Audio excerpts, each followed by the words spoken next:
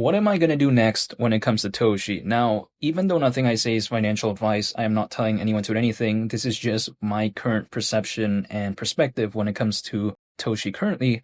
However, even besides all that, I'm going to be doing what I've been doing for over a year at this point, and that is just simply dollar cost averaging once a month, and that's about it. Which some people may be thinking, why would you do that? Toshi is clearly going down as of right now. But in my perspective, I didn't even mind dollar cost averaging actually into Toshi back in April, and the market cap was way lower than right now at around 100 million. And I also didn't really mind dollar cost averaging into Toshi at around around $50 million market cap either. So suddenly I'm going to mind if it suddenly even goes back to like 100 billion. Yeah, I don't know about that. However, my thing is that I'm not going to be able to know how low Toshi could go. So I am not in the mindset of trying to find the perfect time. That's not me. I'm just dollar cost averaging once a month and seeing what happens if, let's say, there's even altcoin season. That's about it.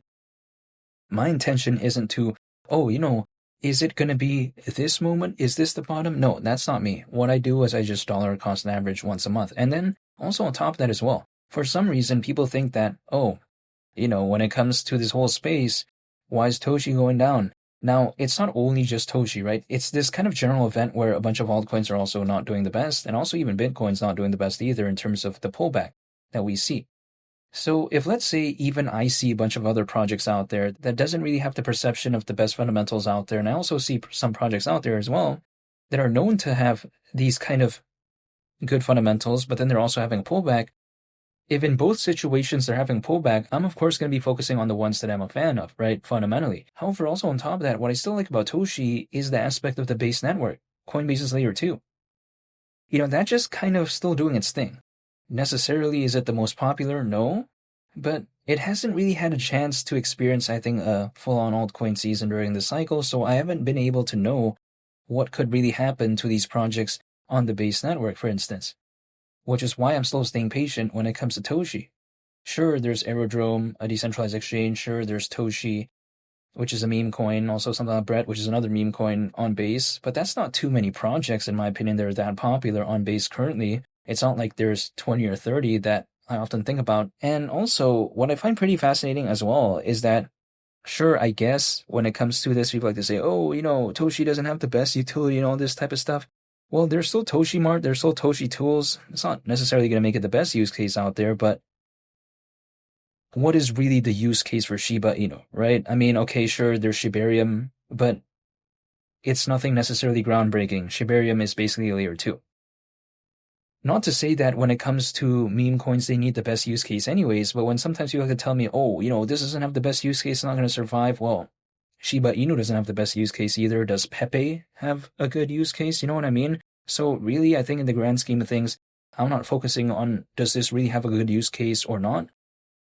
I don't think that's sometimes a criteria to really kind of for a project to survive in the long term, especially if it is a meme coin. Not to mention, again, like I mentioned earlier on the video, even the projects out there that are known to have a good use case, they're also having a pullback, much like projects out there that aren't necessarily known to have good fundamentals. And just my kind of perception is this. Let's take a look at this microphone that I'm using as of right now. I like it, right? However, when I first purchased this microphone, the moment I opened it, the moment I used it, assuming that I don't return it, is there ever any way that, let's say I sell this microphone, I'm going to be able to get back what I got for it? Hypothetically, I don't think so. Because I used it, now I'm still going to use it, right? But I'm saying, unless I become a celebrity or a rock star and I autograph the microphone and I sell it one day, then maybe.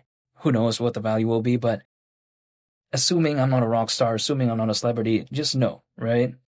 However, when it comes to a project, sometimes it is not necessarily a foregone conclusion that that is maybe the case. Because let's take a look at Bitcoin, for instance. It's below 100 grand. It's around 90 grand right now, right? Is it going to be staying that way forever? My pair of jeans have pretty much depreciated. Right? My t-shirt, right?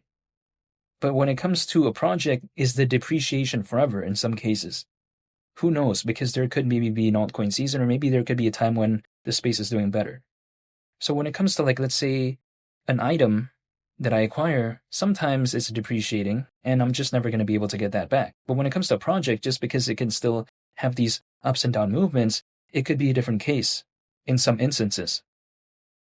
So yeah, it's a little bit different, I think, in some cases because some of my friends out there like to say, oh, if they're acquiring a pair of jeans or something like that, sure, the value goes down, but they say, oh, also take a look at these projects, they're also going down. But again, there's no way for those pair of jeans to experience a altcoin season, right? There's just never going to be randomly this moment where the jeans depreciated and then suddenly because for whatever reason there's a altcoin season, the jeans just go up in value. Assuming it's not like a collector's item or something like that, right? That's just kind of my perception, generally speaking. It's a little bit different within this space. If Toshi was a pair of jeans, the price chart would just literally be like that, and then that's it, But in this case, sure, it's down, but we just saw back in October pretty much, the market cap was around 440 million. So Toshi just going back to what it did last month is over 2x. I mean, it's not necessarily the best thing, but I'm saying, like, if Bitcoin went to 200 grand, that's slightly over 2x from here. It's not an 8x or something like that, right? So, yeah, I mean, when it comes to something like Toshi, I am still staying patient ultimately, and I get it, right? 2 cents is around a 50x from here. It's gone down by a lot. But you know what? I'm still going to stay patient because if my intention is to actually dollar cost average, like quite necessarily seeing, low prices, I don't know why I would be complaining about that too much if my intention is to dollar cost average, right? If my intention isn't to dollar cost average, then that's a completely different case. However, if my intention is to dollar cost average, why would I only wait for things to hypothetically, do something? Then I kind of missed out on the journey along the way. It's a little bit counterintuitive for me. Now, do I want to see low prices forever? Absolutely not. But just for dollar cost averaging purposes, let's say in the short to medium term, it's not something I would necessarily complain about, but this is, again, the way I take a look at this. Now, ultimately, though, when it comes to this as well, people like to say, when is there going to be an altcoin season? To me, I do not know the answer to that question because I cannot control the market in any way. If there's let's say even 100,000 holders for a different project, let's say I'm just one of the 100,000 holders, there's no way I can do anything about that, let alone the whole market, So the only thing I can do is control myself, which is why I'm still staying patient. And that's ultimately about it, because I do like the concept when it comes to Toshi. I find it pretty interesting, but of course, all of that as of right now is kind of not really being considered. But I still remember how Toshi is named after Brian Armstrong's pet cat. Brian Armstrong is the co-founder of Coinbase. And again, the base network is Coinbase's layer 2. So in the meantime, I am still staying patient. I still like the concept overall when it comes to this.